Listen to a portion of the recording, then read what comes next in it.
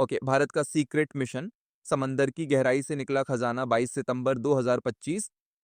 जब दुनिया की सबसे बड़ी खुफिया एजेंसियां एक दूसरे की चाल पर नजर गड़ाए बैठी थीं, तब भारत ने चुपचाप इतिहास का एक नया अध्याय लिख दिया। हिंद महासागर की 5000 मीटर गहराई में ऐसा खजाना खोज निकाला जिसकी गूंज पूरी दुनिया में सुनाई दी। भारत ने 3 लाख वर्ग किलोमीटर के समुद्री इलाके पर अपना दावा ठोककर उस मिशन का पहला चरण पूरा कर लिया है, जिसे आने वाले समय में सऊदी अरब के तेल से भी बड़ा सोर्स ऑफ पावर माना जा रहा है। ये सिर्फ एक खोज नहीं, बल्कि भविष्य की बागडोर अपने हाथ में लेने का महामिशन है। भारत की चाल ड्रैगन चारों खाने चित्त। भारत के इस कदम ने चीन और अमेरिका दोनों की नींद उड़ा दी है। चीन, जिसने अब तक दुर्लभ धातुओं पर अपनी पकड़ से पूरी दुनिया को ब्लैकमेल किया, अब उसे सीधी चुनौती मिल गई है। भारत ने कार्ल्सबर्ग रिज नामक इलाके में पॉलीमेटलिक सल्फाइड नोड्यूल्स खोजने का अधिकार हासिल कर लिया है। यही छोटे छोटे पत्थर 21वीं सदी का ब्लू गोल्ड कहलाते हैं। और क्या है ये ब्लू गोल्ड? कल्पना कीजिए, धरती के गर्भ से निकलता लावा समुद्र की गहराइयों में ठंडा होकर छोटे छोटे आलू जैसे पत्थरों की शक्ल लेता है। यही है पॉलीमेटलिक सल्फाइड नोड्यूल्स। बाहर से साधारण दिखने वाले ये पत्थर असल में प्रकृति के पावर हाउस हैं।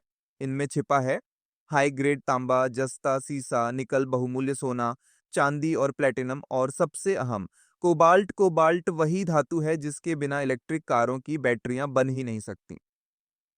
भारत, ओके, खरीदार से सप्लायर तक आज दुनिया भर में यह खनिज चीन के भरोसे हैं। मोबाइल, लैपटॉप, रॉकेट, लड़ाकू विमान, सैटेलाइट, सब इन धातुओं से चलते हैं। लेकिन चीन अपनी ताकत का इस्तेमाल हथियार की तरह करता है। जब चाहे सप्लाई रोक देता है और कीमतें आसमान पर पहुंचा देता है।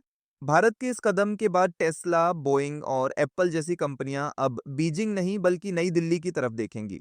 ये भारत को सिर्फ एक आर्थिक ताकत ही नहीं बल्कि कूटनीतिक सुपर पावर भी बना देगा।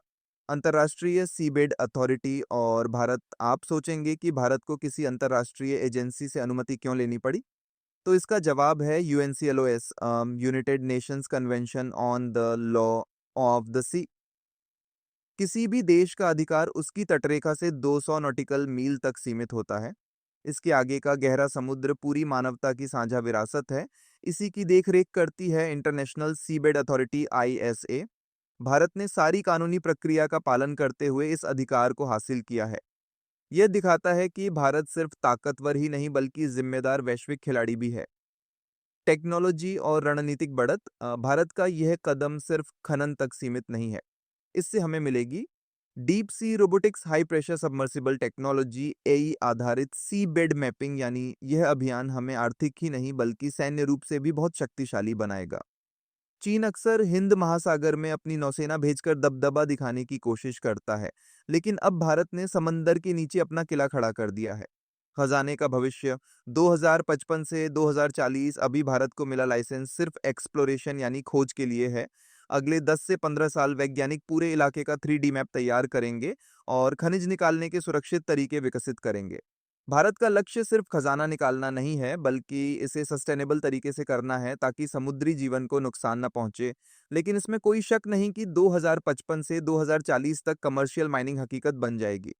उस वक्त जब पूरी दुनिया इन धातुओं के लिए तरस रही होगी, तब भारत सबसे बड़ा और भरोसेमंद सप्लायर होगा।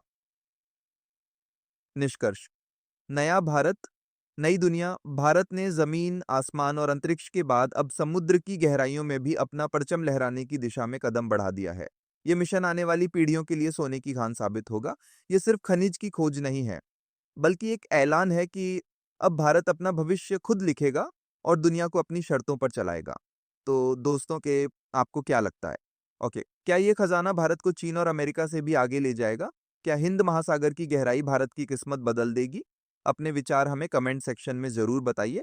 और हाँ, अगली वीडियो में हम बताएंगे कि भारत कैसे प्रोजेक्ट ब्रह्मा के जरिए ऐसा ऊर्जा स्रोत बना रहा है जो तेल और कोयले को हमेशा के लिए बेकार कर देगा।